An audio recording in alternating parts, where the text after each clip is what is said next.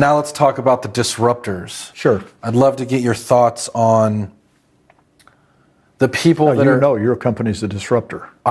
We've been called that before, yes. You were a disruptor before it was a word being used. Yeah, thank you. I guess. I think that's good. It's a compliment. I'd love to know your thoughts on companies like Purple Bricks that are trying to basically, seems like, eliminate the agent from the equation, compress commissions, things like that. What are you saying to agents on how to prepare for that? First of all, it's not new, okay? I started in the residential side as an agent in 1970. Prior to that, I was working in the title insurance field and the escrow business. And what we have to understand is there's always going to be innovators, and I prefer to call them innovators versus disruptors. Innovators meaning they're going to try to bring ideas to us that make us uncomfortable, or they use those ideas to recruit us. And either one of those is good. However, unless they are completely financed at the highest level, they usually come into the market going like this. And don't get mad at me if you're with one of them. They usually go away when it starts to dip down. Now, a couple of them today, like Compass, seems to be incredibly well financed. If you're with Compass, congratulations. However, I wonder how long the technology money behind you is going to stay with you if the market takes a 12% dip. Because those investors, the private equity, they want a return. So I'm concerned about some of my friends that go to some of these disruptor-oriented companies because if they're not financially, and now they all claim they're financially stable, but everybody says they are, including the guy that's credit card. Until they're not. Yeah, including the guy that's credit card is maxed out.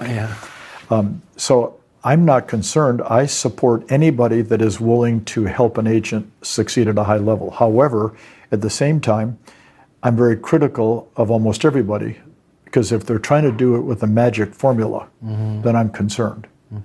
And if I look at EXP, which has done a great job, or even KW at the level they operate at, or Compass or Purple Bricks, they all have advantages, but you have advantages. So it's not the disruption, it's how well can you present your advantages to those people, whether it be the agent you're trying to recruit or the public you're trying to list. If you're better at your presentation, it doesn't matter who you really work for. But if you're not good at your presentation, who you work for becomes a factor. Don't get mad at me. I don't want the label on my card to be the reason they list with me. I want the extension of the service I offer to the company I work for to be the reason. And that's hard for people to understand. And I really love that perspective too, because the way I look at it is the market is so big that I personally believe that there's room for everybody, these disruptors, innovators to come in and get a piece of the pie.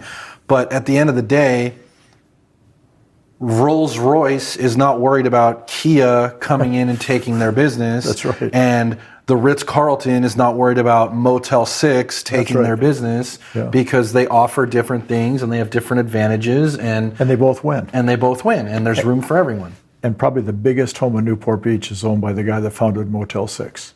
It's up on the hill. Is that Tom Bodett? Tom Bodett. We'll leave the light on for you. And at night, his mansion is lit. You can see it from outer space. He leaves the light on for you. He leaves the lights on. I can appreciate that. But I agree with you. The mom and pop shops are never going to go away. The traditional agent is never going to go away.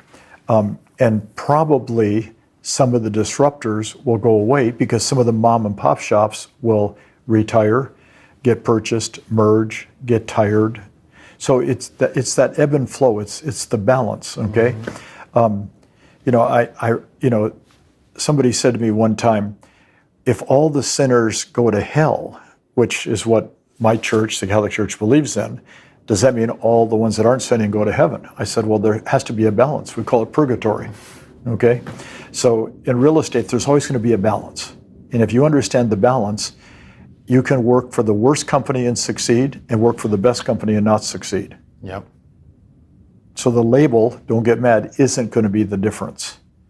It's the relationship between you and the company and you and your client that's going to make the difference. And the value that you're at the end of the day providing. The value the broker provides for the agent and the value the agent provides for the buyer and seller. Yeah. And if you can't present that value, you can't win. I had surgery on my ear a couple of months ago. I had cancer, so they cut off a third of this ear. And I remember saying to the surgeon before the surgery, so tell me again, how does this work? She goes, well, it's really simple. I said, oh, is that right? She goes, yeah. She said, what we'll do is we're just going to take a little slice out of your ear, then we're going to pull it together and stitch it up. Believe me, you'll be out of here in 45 minutes. I went, God, that's great. Holy crap. Yeah. It wasn't that easy, okay? Yeah. And of course, I had a patch on the side of my head this big for about 3 weeks. However, she was so reassuring to me. Your sellers and buyers want to be reassured that you can do the job.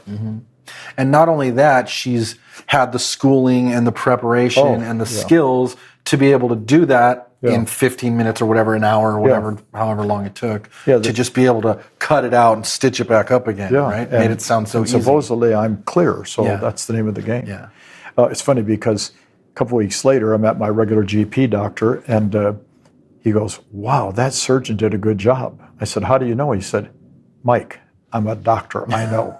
Exactly. Well, is the house priced right? Yes. How do I know? Because I'm an expert at pricing property. I know. Great distinction. Love that.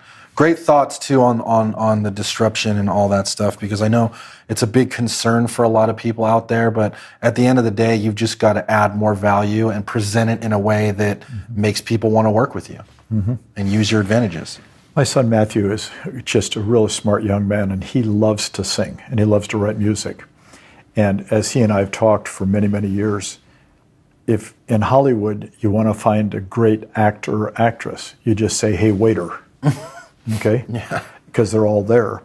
Well, Matthew understands there's millions of people with great voices and millions of great songwriters. It's that little percentage that perfects the presentation that get on the stage. Yeah, yeah. It's tough. It is. It's what do you always say? I love your line about it's simple, but it's not easy. Simple, but not easy. Yeah. That's right. Because the concepts are simple, but it's a grind. You got to get out there and pound the pavement and do the work.